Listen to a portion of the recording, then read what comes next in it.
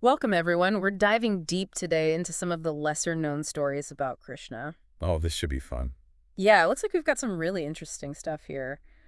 We're going to be looking at this YouTube video from storyteller Akshat Gupta, Okay. and I think you'll be surprised by some of what we find. Yeah, even if you think you know Krishna pretty well, Yeah, like we all do, yeah. we grow up with these stories, Right. but there are always these little hidden gems Yeah, that absolutely. can offer a new perspective. Well, like, for example, we all know about, little Krishna stealing butter. Right, right. But did you know that his mother, Yashoda, actually dressed him up as a girl sometimes? Oh, yeah, that's an interesting one. Why would she do that? Well, it might seem strange now, Yeah. but dressing boys as girls was actually a practice in some cultures to protect them from harm. Huh. It's like this way of trying to disguise their vulnerability.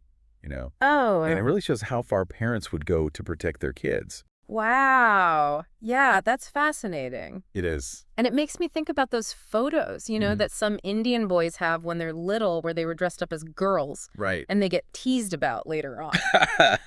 Yeah. Like maybe those photos aren't just funny memories, Yeah. but echoes of this tradition, this ancient protection thing. It's like this connection, right? It's really cool. Like it can be lighthearted on the surface, but there's this whole deeper meaning there. Exactly, We exactly. just don't realize. So let's move on to another story. We all know Krishna loved his butter. Of course. But there's one where he actually shares his stolen butter with monkeys. That's right.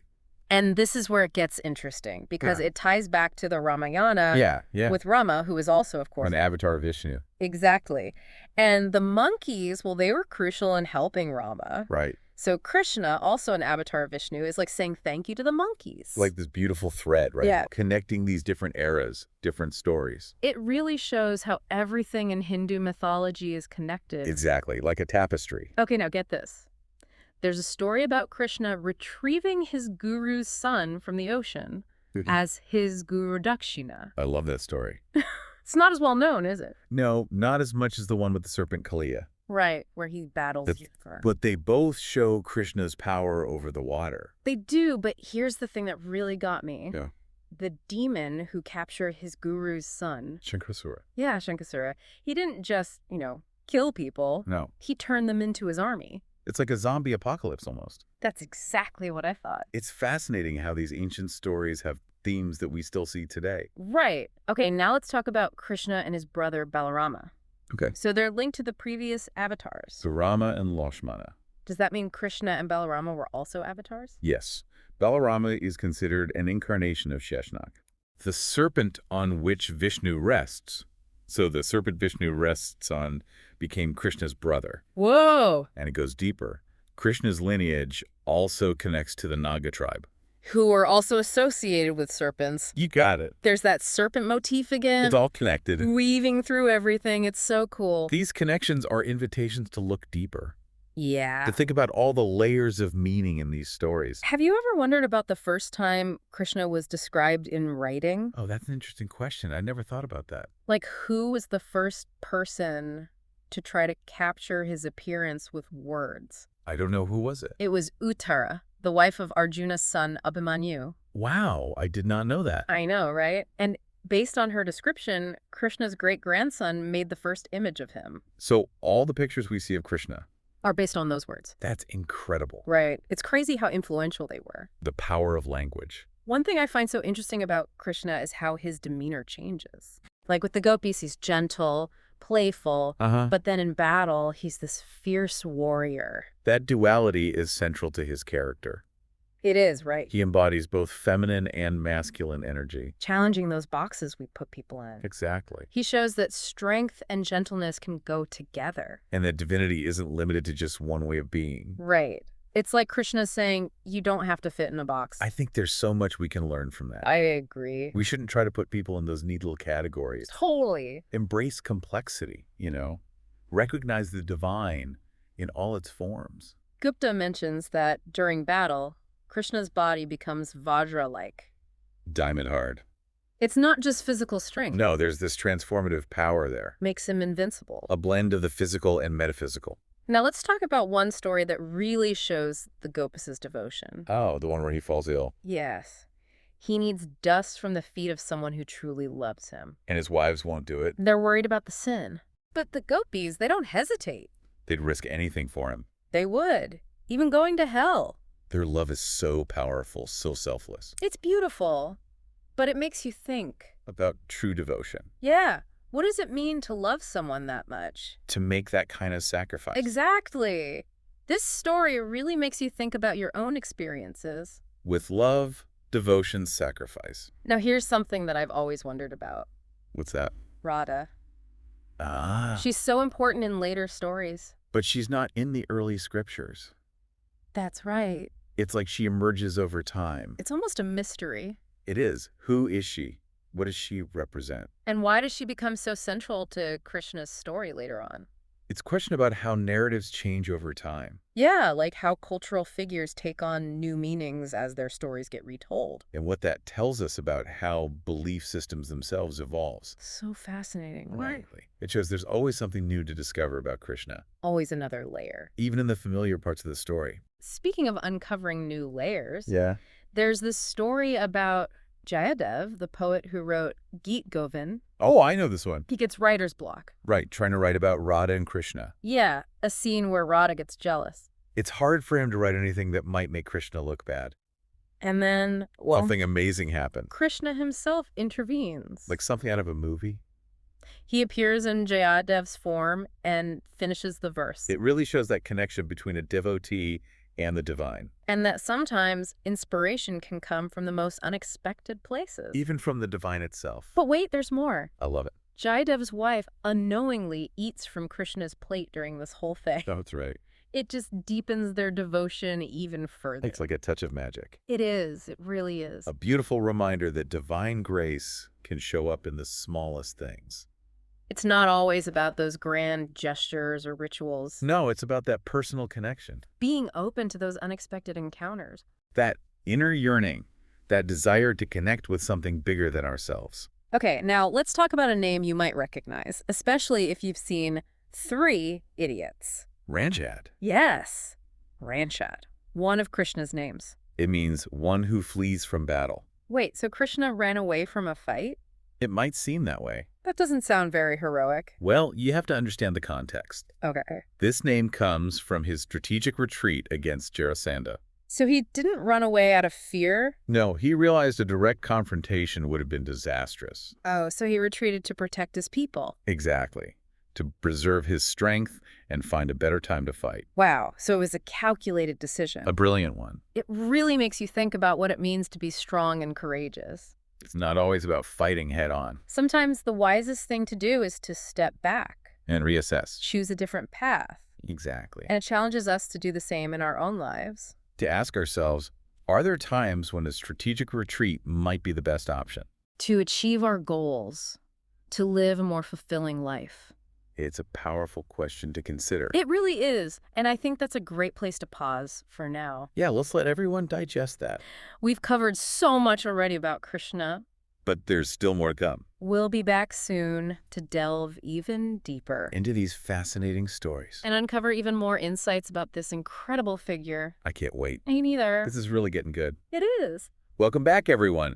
I hope you've had a chance to think about those questions. Oh, absolutely. About strategic retreat. Definitely. And how they might apply to our own lives. Yeah, it's amazing how these ancient stories I know, right? can still be so relevant. They really can. Like with Krishna's retreat from Jarasandha, Right. it's so often seen as a weakness. People are so quick to judge. They are, Like they see a retreat and automatically think failure. but it could be a brilliant move. Exactly. So what happened after Krishna decided to retreat? Well, that retreat actually led to the founding of Dwarka. Tour. Yeah, this incredible city. Wow. A symbol of Krishna's rule. So it's like by stepping back. He created space for something even greater. It's a good reminder. It is. Those unexpected detours, Yeah, sometimes they can lead to amazing things. exactly. We're so programmed to just push forward all the time. I know. But Krishna's story shows us that sometimes Sometimes stepping back. is the most strategic move. It really makes you think. It does. Like, there have been times in my own life Boy. where I felt stuck, like nothing was working. Uh-huh. But then when I finally took a step back, Yeah. changed my approach. Things started to shift. Exactly. It's like that saying, Isn't that? if you're going through hell, keep going. Right. But maybe sometimes it's better to find a way around hell altogether. I love that. Sometimes persistence is great, Sure. but you got to recognize when you need a new approach. Absolutely. Blindly pushing forward can just drain you. It really can. So, how do we know when it's time for a strategic retreat in our own lives? That's the big question, isn't it? It is. What are some signs we should be looking for? Well, if you're feeling overwhelmed, Yeah. frustrated all the time, no matter how hard you're trying, hitting roadblock after roadblock. It's like you're just stuck. Exactly. That's when you might need to pause and reconsider. Be honest with yourself. Yes. About whether your current strategy is actually working. And have the courage to step back. Before you burn out. Exactly. But it's not about giving up, is it? No, it's about being smart. Finding a better way. More effective. To reach your goals. Think of it like climbing a mountain. Okay. If you hit a dangerous spot, yeah, you might have to go back down a bit. Right. Find a safer route. To get to the top. You're not quitting the climb. Just choosing a better path. Adapting to this situation. It's like sometimes you need to be flexible. More than just using brute force. And it takes wisdom. It does. To admit when you need to change course. You know, it's interesting. This idea of strategic retreat, it connects to Krishna's character in other ways, too. Oh, so. We've talked about his playful side. Right. His love for butter. Of course. But he's also a brilliant strategist. Oh, yeah. As a leader and warrior, he can assess situations, outmaneuver his opponents, make tough decisions for the greater good. It's all part of who he is. And we can learn so much from that. Apply those same skills to our own lives. Absolutely. So as we keep exploring these stories, let's keep this idea of strategic retreat in mind.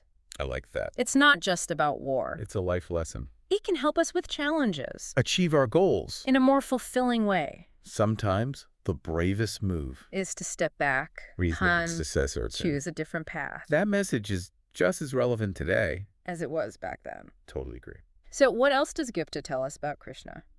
Well, there are stories about his compassion. Oh, okay. For everyone. Wow. His devotion to his followers and his ability to bring joy and change to those around him. That's pretty amazing, right? It does. I can't wait to hear more. Me too. We're going to delve deeper into these stories. Uncover even more insights. About this complex and fascinating deity. Speaking of uncovering hidden gems. Oh, I see what you did there. There's a story about how Krishna got one of his other names. Which one? Hari. Oh, I love this story. From rescuing an elephant. It shows his compassion. It does. His willingness to help everyone. Even those who seem powerless. You got it. It's like the story of him lifting Govardhan Hill. To protect the villagers. That theme of protection comes up again and again. It does. Krishna using his power to shield those who are vulnerable. And it's not just physical protection. No. He offers spiritual guidance, too. Liberation. To those who need it. So many layers to these stories. Right. Krishna as a protector, a guide. A source of strength and compassion.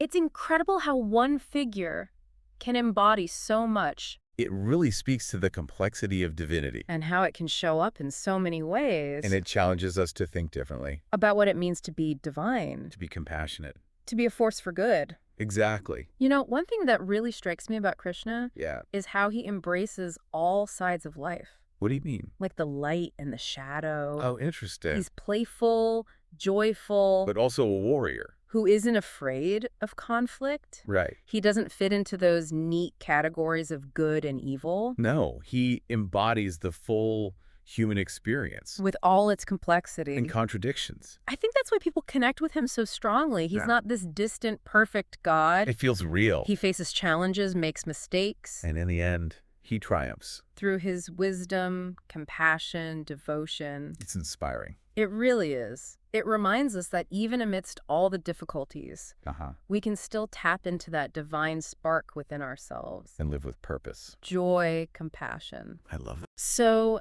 as we continue exploring these stories, let's keep that in mind. Okay. Look beyond the surface. Appreciate all the different sides of Krishna. And let his stories inspire us. To embrace our own humanity. You live with more courage, compassion, and wisdom. I couldn't have said it better myself. You know, it's amazing how much these stories add to our understanding of Krishna. They really do. He's not just this distant God figure. Yep. There's so much depth to him. It's like they challenge the whole idea of what it means to be divine.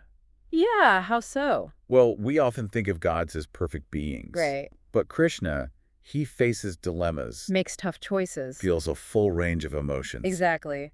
Like in the retreat from Jarasandha Yeah. when he falls ill. Even with Jayadev and the writer's block, He steps in to help. it makes him more relatable, don't you think? I think so, definitely. Like divinity isn't about being separate from human experience. Right. It's about being part of it, Embracing it all. navigating those challenges with wisdom, with compassion, and inspiring others to do the same. Yeah, exactly. You know, speaking of inspiring others, Yeah. I'd love to talk more about the Gopis. Oh, their devotion to Krishna. Yes.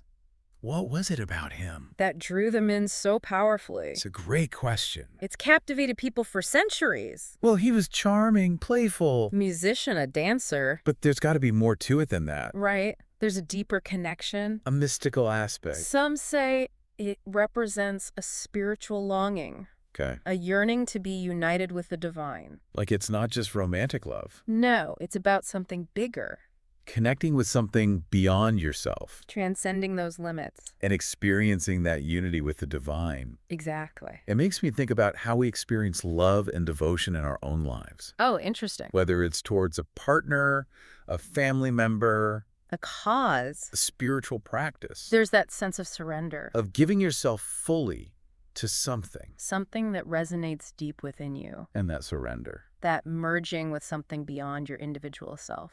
It can be incredibly powerful. Transformative even. It's a theme that runs through so many spiritual traditions. And Krishna's story is a beautiful exploration of that idea. You know, we've seen Krishna as a strategic thinker, A protector, a source of devotion. even an embodiment of divine principles. What else can we learn about him?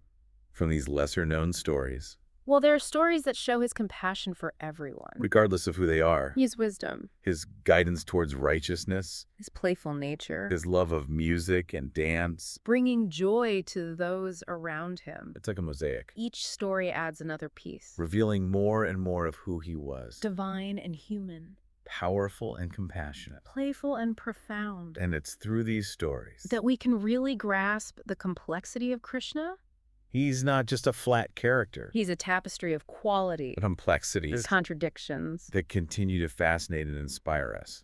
I love how Gupta tells these stories. Me too. It's more than just facts. It's about capturing the essence, the heart and soul of the narratives. Storytelling is such a powerful tool It is. to share wisdom, to connect with something bigger than ourselves. And these stories about Krishna, Through the voice of good storyteller, they transcend time, cultural boundaries offering those timeless insights. that still resonate today. You know, we've covered so much today, We have uncovering these hidden sides of Krishna, connecting them to those big ideas of divinity, devotion. the complexities of being human, I hope this has made you want to look deeper, beyond those surface level stories, to search for a deeper understanding of the world. and maybe even think about how strategic retreat Like Krishna's. could be beneficial in your own life. Because sometimes The bravest thing you can do is to step back, Mm. reassess, and choose a new path. Thank you for joining us. On this journey of discovery We hope you've enjoyed this deep dive. into the unheard stories of Krishna,